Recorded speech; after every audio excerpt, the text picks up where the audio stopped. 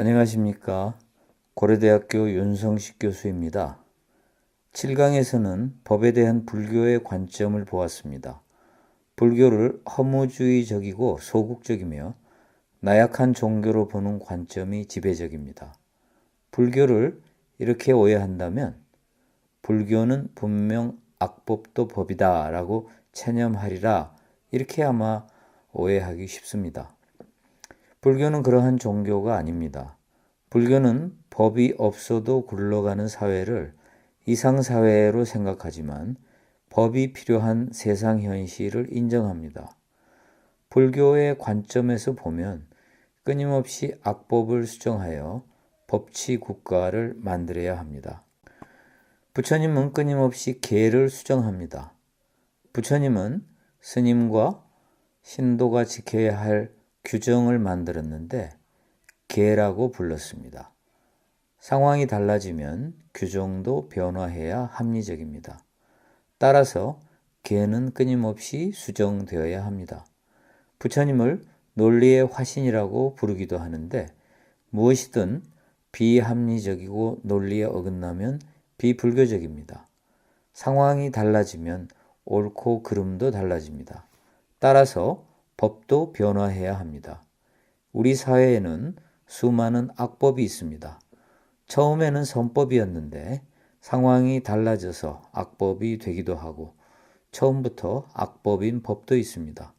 부처님이 끊임없이 계를 수정하셨듯이 세상의 악법도 끊임없이 수정해야 합니다. 오랜 기간 동안 법이 수정되지 않았다면 한번 의심해 볼 일입니다. 잘못된 법이 그대로 유지되고 있는 것은 아닌지, 이제는 시대에 뒤떨어진 법이 억지를 강요하고 있지는 않은지 말입니다. 여기서 악법이라고 할 때는 꼭 악한 법만을 이야기하지는 않습니다. 불합리한 법, 시대에 뒤떨어진 법, 소수의 이익을 위해 다수를 희생하는 법, 하나의 목표에만 사로잡혀서 무리수를 두는 법 등도 모두 악법입니다. 한마디로 고치지 않으면 안 되는 법을 모두 총칭합니다. 불교를 한마디로 요약해 달라고 하자 어떤 미국의 저명한 불교학자가 모든 것은 변한다고 말했습니다. 우리는 이 말을 듣고 지극히 당연하고 평범해 보이는 이 말이 어떻게 불교를 대변해 라고 의아해할 수 있습니다. 어제의 나는 오늘의 나가 아닙니다. 내일의 나도 오늘의 나가 아닙니다. 그럼 오늘 지금 이 순간 나는 뭘 해야 될까요? 세상도 마찬가지입니다. 모든 것은 변한다에는 정말 심오한 진리가 담겨 있습니다. 나는 매일 변하는 게 아니라 매 순간 변합니다.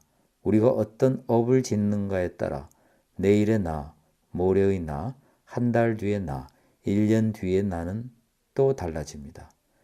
이에 대해서는 다른 기회에 다시 이야기하기로 하겠습니다. 다만 모든 것은 변한다라는 재행무상은 앞에서 보았던 불교의 핵심 사상인 연기 사상과도 관련되어 있다는 사실만 기억하기 바랍니다. 모든 것이 변화하는데 법이 그대로 있다면 문제입니다. 따라서 법도 끊임없이 변화해야 합니다. 세상의 법 중에서 국민에게 가장 많이 적용되는 법, 우리의 실생활에 가장 많이 관련되는 법이 세법입니다. 우리는 매일 돈을 벌고 매일 세금을 냅니다. 물건을 살 때마다 물건값에는 부가가치세가 포함되어 있기에 세금을 내는 셈입니다.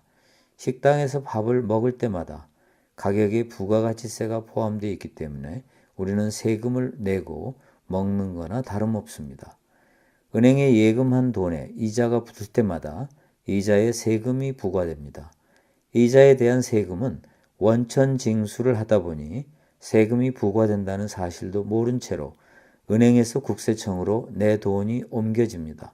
비록 우리가 세금을 한꺼번에 모아서 내기 때문에 매일 세금이 부과된다는 사실을 알지 못하지만 날마다 세금을 내는 것입니다.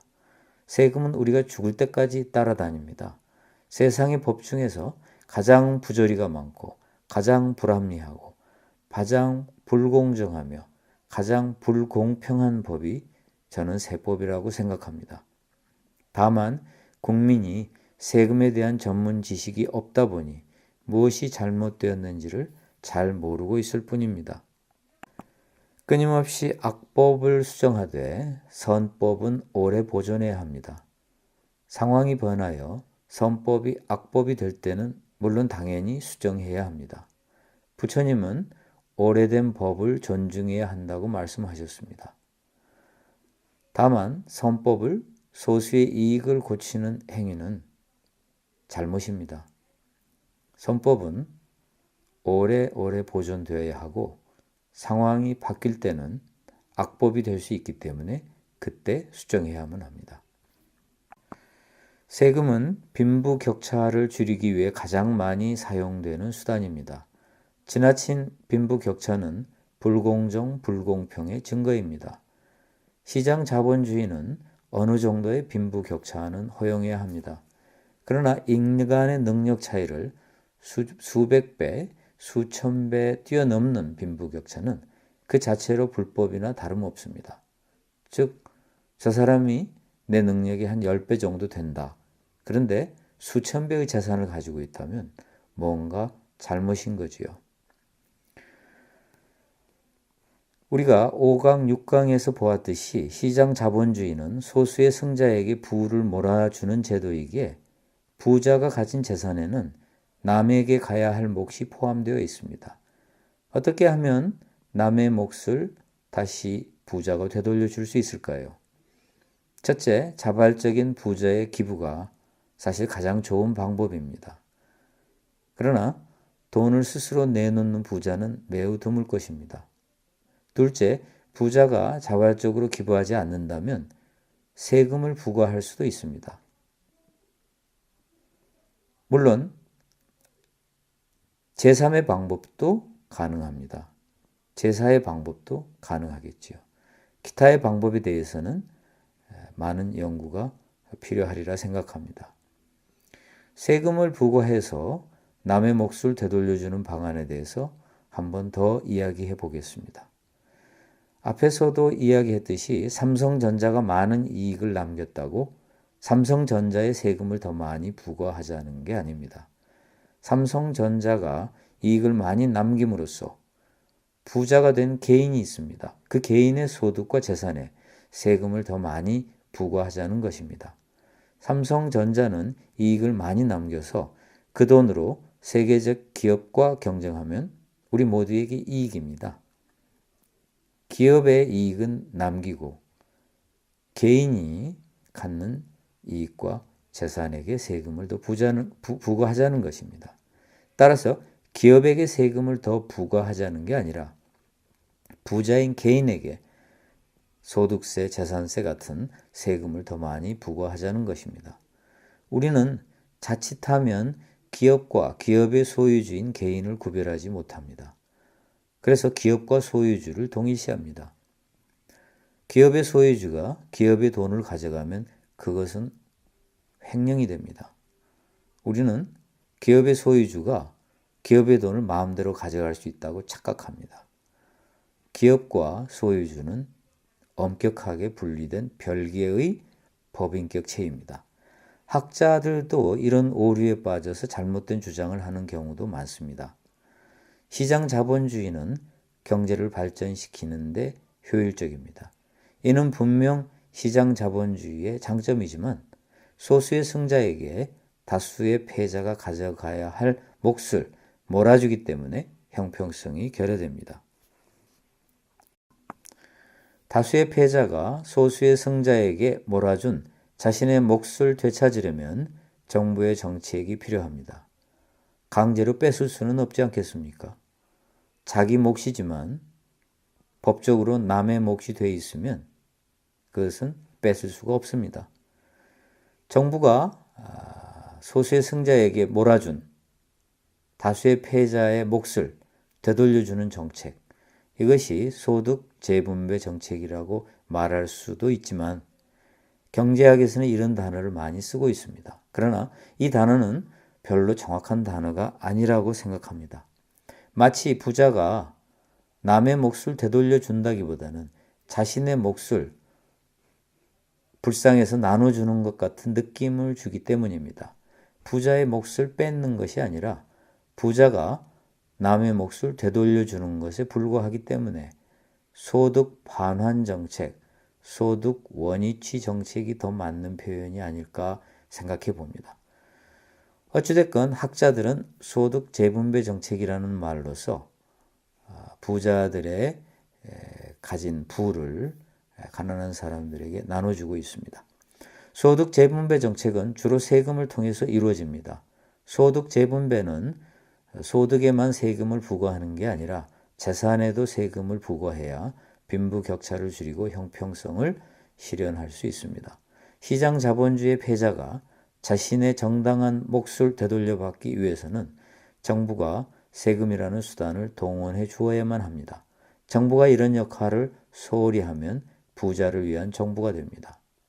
불교의 연기 사상에 의하면 부자가 된 것은 자신의 능력만에 의해서가 아닙니다. 가난한 사람들, 또 중산층, 과학자, 많은 사람들의 노력이 기여한 결과입니다. 그렇기 때문에 부자는 자신이 일군 재산을 이건 모두 내가 잘나서 얻은 거다 이렇게 생각하면 착각입니다. 거기에는 남의 몫이 몽땅 포함되어 있습니다. 불교에서는 조세의 기원에 대해서 도둑질이 시작되고 인간의 다툼이 시작되자 다툼을 해결하기 위해 세금이 생겼다고 봅니다. 다툼을 해결하기 위해 왕을 세우고 왕을 세운 뒤에는 왕 제도를 유지하기 위해서 세금을 거둔 것이라고 보고 있습니다. 장하함경에는 이제 차라리 한 사람을 세워 주인으로 삼아 이것을 다스리게 해야 하겠다. 보호해야 할 자는 보호하고 꾸짖어야 할 자는 꾸짖게 하자. 우리가 각각 쓰는 쌀을 줄여 그것을 그에게 대어주어 모든 송사를 다스리게 하자. 즉 이제 곧 한 사람의 평등한 주인을 세워 잘 인민을 보호하면서 선은 상 주고 악은 벌하도록 하자. 그리고 우리들은 각각 자기의 소유에서 얼마씩 내어 저희에게 공급하자고 쓰여 있습니다. 즉 여기에 있는 것처럼 각각 쓰는 쌀을 줄여 그것을 나라의 세금으로 바친다는 뜻입니다. 즉 얼마씩 내어 나라에게 세금으로 바친다는 뜻입니다. 불교는 정부가 없는 상태를 바람직하게 생각하고 법이 없는 상태, 세금이 없는 상태를 이상사회의 특징으로 묘사하고 있습니다. 그러나 다툼이 있기 때문에 더 이상 이런 상태는 지속될 수 없습니다. 다툼이 있게 되면 법과 세금이 필연적으로 필요하고 법과 세금이 필요하면 결국 정부가 필요합니다. 법과 세금은 인간이 다툼을 시작하였기 때문에 생긴 제도입니다. 인간의 다툼이 없다면 법과 세금은 필요하지 않을 것입니다. 인간 사이에 다툼이 있으면 강자가 약자의 권리를 침해할 수 있습니다. 국가가 권리를 보호하기 위하여 세금이 필요하며 권리란 공공재와 같은 것입니다. 사회에는 군대, 경찰, 공원, 맑은 공기와 같은 공공재가 있어서 정부에서 공급합니다. 국민의 권리도 공공재와 마찬가지로 정부가 보장해 주어야 합니다. 세금의 궁극적인 목적은 국민의 권리를 보장하기 위한 것임을 잊지 말아야겠습니다. 경전에는 세금의 징수는 일정한 법을 따를 것이며 세율을 낮추고 빈궁한 자에게는 면세의 혜택을 주어야 한다고 설해져 있습니다. 따라서 조세는 반드시 법률에 의해야 한다는 조세 법률주의를 불교는 따르고 있습니다. 또한 가난한 사람에게는 세금 혜택을 부과하기에 불교는 누진세를 찬성한다고 볼 수 있습니다. 원래 세금은 갈등을 유발합니다. 정당한 세금은 탈세하면 안 되지만 무엇이 부당한 세금인가 하는 문제는 판단이 쉽지 않습니다. 예를 들어 히틀러의 전쟁 기계에 사용할 세금을 탈세하는 것은 정당합니다. 이러한 극단적인 이해가 아니면 어떤 세금이 정당한가는 모호할 수밖에 없기 때문에 이러한 문제는 민주주의에 의해 정치적으로 결정됩니다. 입법 과정을 통해서 의회가 법을 제정할 때 세금에 관한 법은 조세 법률주의가 되는 것입니다. 경전은 비구에게는 세금 내는 법이 없지만 이라고 쓰여져 있습니다. 당시에 세금은 스님의 경우는 내지 않았다는 것을 알 수 있습니다. 부처님은 스님이 세금을 내지 않는 이러한 특권을 이용해서 스님이 속인에게 경제적 이익을 주고 정부에 손실을 입히는 행위를 금지했습니다. 경전에는 오전 이상을 훔치면 안 된다는 계가 있습니다. 오전은 세속법, 즉 나라에서 정한 법에 의해 절도죄의 기준이 되는 액수입니다. 속세에서도 나라법에 의해 오전 이상을 훔치면 죄가 되듯이 승가에서도 계에 의해 오전 이상을 훔치면 죄가 됩니다. 부처님은 나라의 법과 동일한 기준을 승가의 절도죄에 적용하셨던 것입니다. 따라서 속인의 탈세를 돕는 행위도 오전을 기준으로 설정하셨습니다.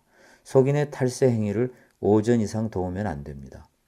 근본 율장을 보면 관문을 몰래 통과하여 나라에 바치는 세금을 내지 않으려고 하는 장사꾼들이 스님들에게 일행이 되어 몰래 관문을 지나자고 제안합니다. 스님은 세금을 내지 않기 때문입니다. 관문을 지나다가 관문지기에게 붙들렸는데 한 무리가 되어 가려고 한다는 것을 왕이 알고 죽음을 주려고 했습니다. 그러나 스님들이 석가모니 부처님의 제자라는 것을 알고 꾸짖고 쫓아내라고만 지시했고 이를 국민이 알자 비난이 쏟아졌습니다. 이 사건으로 인해 부처님은 속인의 탈세 행위를 돕는 행위를 금지하는 계를 제정하셨고 액수의 기준은 오전으로 하였습니다. 경전에는 이를 보여주는 사례가 쓰여져 있습니다. 어떤 실장사가 비구한테 당신네들은 관문을 지나도 세금을 내지 않으니 이제 이 실을 스님께 맡겨서 관문을 지나고자 합니다 하여 그 비구가 통과시켜주고 걱정하니 부처님이 무슨 마음으로 가졌느냐고 물으니 훔치려는 마음이었다고 대답하자 오전 어치 이상이 되는 것을 관문을 통과시켜주면 계율을 범한 것이다 라고 말씀하셨습니다. 아무리 스님이 세금을 내지 않아도 된다 하더라도 출가자로서가 아니라 사사로의 개인적 행위를 할 때는 세금을 내야 합니다. 경전에는 사사로의 관문을 통과하면서 세금 내지 않아서는 안 된다고 쓰여 있습니다. 원래 비구는 세금을 내지 않기 때문에 관문을 통과할 때도 세금을 내지 않고 속인들이 관문을 통과할 때 탈세하는 행위를 돕지 않도록 금지하고 있습니다. 그런데 사사로의 관문을 통과하면서 세금을 내지 않는 것은 잘못이라고 말하고 있는 것입니다. 종교 활동을 위해 관문을 통과하면 세금을 내지 않지만 사사로의 관문을 통과한다면 세금을 내야 합니다. 다만 어떤 경우가 사사로운 행위이고 어떤 경우가 사사롭지 않은 행위인지 구별이 모호할 수는 있습니다. 고대 인도에서는 불교의 출가자뿐만 아니라 모든 종교의 출가자에게 국가의 세금이 면제되었는데 이 풍습이 불교의 전례와 함께 중국, 한국, 일본에 전해졌습니다. 고려시대에도 사찰에 면세의 혜택을 주었습니다. 보시에 의존하는 최소한의 승가 경제 활동에 비추어 볼 때 세금 부과는 사실상 불가능했을 것입니다. 부처님 당시에는 세금만 면제받은 것이 아니고 비구가 비록 국법에 위반하는 죄를 범했을지라도 국법의 적용을 받지 않고 승가의 계의 적용을 받았습니다. 대한민국도 이제 종교인에 대한 과세를 실시합니다. 불교의 관점에서 볼 때 종교인 과세는 정당할까요? 지금 대한민국에서 부과하는 종교인 과세는 종교인의 소득에 과세하자는 제도입니다. 만약 어떤 종교인이 소득이 없다면 전혀 과세하지 않습니다. 사찰에서 종교 활동을 위해서 사용하는 돈은 과세하지 않습니다. 속인이 만약 한 달에 500만 원의 월 봉급을 받았다고 가정합시다. 속인이 500만 원으로 월세, 식비, 차량 유지비 등 기타 비용을 지불하고 100만 원이 남았다고 해도 100만 원에 대해서가 아니라 500만 원에 대해서 세금을 부과합니다. 만약 어떤 종교인이 사찰을 운영하면서 한 달에 500만 원의 보시금이 들어왔다고 가정해 보겠습니다. 이 돈으로 사찰 임대료, 식비, 차량 유지비 등 비용을 지불하고 100만 원이 남았다고 합시다. 100만 원이 사찰에 적립되면 500만 원에 대해서도 세금을 내지 않지만 100만 원에 대해서도 세금을 내지 않습니다. 남은 돈 100만 원을 사찰에 남겨 적립하지 않고 종교인이 봉급으로 수령해 갈 경우에만 소득세를 부과합니다. 따라서 종교인이 나를 먹이고 재워주며 모든 비용을 다 지불해 주는데 무슨 봉급이 필요한가라고 봉급을 받지 않으면 세금을 낼 필요가 없습니다. 설사 봉급을 받았다고 가정합시다. 봉급을 모두 종교 활동비로 사용하면 이 비용은 소득 신고 시에 과세 대상에서 제외하기 때문에 역시 세금을 한 푼도 내지 않습니다. 만약 봉급의 일부만 종교 활동비로 사용하면 종교 활동비만 세금이 면제됩니다. 부처님 당시에 세금을 부과하지 않았다는 것은 위의 사례에서 500만 원에 대해서도 세금을 부과하지 않지만 남아서 적립한 돈에 대해서도 세금을 부과하지 않는다는 말입니다. 부처님 당시에 스님들은 봉급을 받지 않았습니다. 따라서 오늘날 종교인에게 과세하는 것과 당시 종교인이 비과세였다는 것을 1대1로 비교할 수 없습니다. 부처님 기준으로 보아도 오늘날 스님은 세금이 면제되는 것이나 마찬가지입니다. 게다가 부처님도 사사로운 행위, 즉 종교 활동이 아닌 행위에 대해서는 세금을 내야 한다고 말씀하셨습니다. 봉급을 받아 종교 활동에 사용하지 않고 사사로운 활동에 사용하면 부처님 말씀대로 당연히 세금을 내야 합니다. 현재 대한민국의 종교인 과세 정책에 대해 개신교의 일부가 반대하고 있지만 불교는 찬성하고 있습니다. 불교는 부처님의 뜻을 따르고 있는 것입니다. 모두가 힘들다고 아우성입니다. 의사도 좋은 시절 지났다고 하고 변호사도 좋은 시절 지났다고 합니다. 미국 대학에서 교수하던 사람이 한국 대학으로 옮겼는데 이렇게 힘들게 하면 차라리 미국에서 교수하는 게 낫겠다고 다시 미국으로 돌아간 사례도 있습니다. 사업하는 사람도 죽겠다고 야단입니다. 공무원도 과거처럼 권력을 누리지 못하고 국민 눈치만 본다고 합니다. 도대체 누가 좋은 시절을 누리는 걸까요? 우리는 누구를 위해 이렇게 미친 듯이 살고 있을까요? 이렇게 밤낮으로 일하면서 받는 대가가 너무 작다고 생각하지는 않는지요? 어쩌면 우리는 국소수를 위해 이렇게 미친 듯이 일하고 있는지도 모릅니다. 우리가 우리의 노력과 희생에 걸맞는 대가를 받지 못하고 있기에 지나친 빈부격차가 발생한 것입니다. 원래 세상 사는 게 힘든 거니 어쩔 수 없다. 오직 소수만이 성공하는 세상이 되었으니 모두 죽기 살기로 노력해야 한다. 라고 말한다면 할 말은 없습니다. 그러나 요즘 흔히 말했듯이 노력이 부족해가 아니라 노력이 부족해 라고 말하는 사람에게 저는 이렇게 묻고 싶습니다. 지금 빈부격차만큼 인간의 능력에 격차가 있다고 생각하는지요? 요즘 젊은이들 중에는 열심히 일하고 성실한데도 먹고 사는 일을 걱정해야 하는 경우가 많습니다. 즉 생존의 기본권이 보장되지 못하는 사회에 우리는 살고 있는 것입니다. 이제 대한민국은 생존의 기본권은 보장할 수 있을 만큼 충분히 부자 나라입니다. 통계 수치를 보면 대한민국의 빈부격차는 아주 심각합니다. 경제 대공황 이후 집권한 루즈벨트 대통령 시절 소득세는 누진세였는데 최고 세율이 90%가 넘었습니다. 처음에는 내가 잘못 읽었나 눈을 의심했습니다. 90%라니. 루즈벨트 대통령을 사회주의자라고 해야 할까요? 저는 세금을 이 정도로 높여야 한다고 생각하지는 않습니다. 그러나 중산층과 서민이 내는 세금은 동결하고 상위 1%가 내는 세금은 대폭 인상해야 합니다. 어느 정도 늘려야 하는가 하면 빈부격차가 합리적으로 조정될 수 있을 때까지 늘려야 한다고 생각합니다. 우리나라는 이제 태어나는 모든 사람에겐 생존의 기본권을 보장할 수 있을 정도의 부자 나라는 됩니다. 태어나서 먹고 살 일까지 걱정해야 하는 세상이라면 구태여 출산을 장려할 필요가 있을까요? 대부분을 시장의 실패자로 만들어 놓고 상당수는 노예처럼 살게 만들어 놓고 오직 소수만이 떵떵거리며 의시되는 그런 사회에 왜 태어나라고 야단일까? 이런 생각이 듭니다. 태어나고 나면 나 몰라라 하면서 모든 게 내 책임이야. 내가 알아서 해. 라고 팽개칠 거면서 왜 태어나라고 야단 법석일까요? 그러면서 노력이 부족해 이렇게 말을 합니다. 어느 날 강남에서 운전하며 바삐 가고 있는데 눈에 확 뜨이는 어떤 스포츠카가 앞에 불쑥 끼어들었습니다.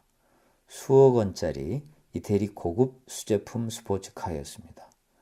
창문을 내린 채로 한쪽 팔을 밖으로 내밀고 여유 있게 담배를 피우는 젊은 청년. 그런 청년이야 태어났어도 걱정 없겠지요. 공부를 못해도 성격이 지랄 맞아도 아무 걱정 없지만 대부분은 공부를 잘해도 성격이 좋아도 한 달 한 달 먹고 살기도 힘든 세상입니다. 집 사는 것을 아예 포기한 사람도 많습니다. 지하철의 스크린 도어를 수리하던 19살 청년이 전동차와 스크린 도어 사이에 끼어 사망하는 사고가 발생했습니다. 가방에 컵라면이 들어있었다는 사실을 알고 아버지가 대성통곡을 했다고 하더군요. 가슴이 참 너무 아픕니다. 컵라면으로 끼니를 때우는 청년, 수억 원짜리 스포츠카를 몰고 담뱃재를 길가에 탈탈 터는 청년. 능력 차이가 과연 얼마나 될까요? 인간의 출산을 통제할 수 없는 과거와는 달리 이제는 우리의 의지에 의해서 아이를 낳을 수도 낳지 않을 수도 있습니다. 지난 10년 동안 대한민국이 저출산 대책으로 쏟아부은 돈이 80조 원입니다. 생존의 기본권도 보장해주지 못할 거라면 출산을 장려하지 말아야 합니다. 80조 원이라는 어마어마한 돈을 다른 곳에 사용해야 합니다. 컵라면 대신 라면은 먹을 수 있게 해주어야지요. 한국 사람이 저출산인 이유는 아이를 키우기가 너무 힘들고 태어나면 사는 게 또 힘들기 때문입니다. 어쩌면 지극히 자연스러운 현상입니다. 자연스러운 현상을 너무 인위적으로 거슬리려고 하면 안 된다고 생각합니다. 지구는 이미 너무 인구 과잉입니다. 저는 인류가 지구상의 생물체 중에서 과연 출산을 장려할 만큼 훌륭한 존재인가에 대해 의문입니다. 물론 대한민국만 인구가 줄고 다른 나라의 인구가 늘어나면 문제가 있겠지요. 따라서 불교적 해법은 항상 세계적 차원에서 세계 국가로서 모색되어야 합니다. 저는 전 세계의 인구가 지금보다 많이 줄었으면 좋겠습니다.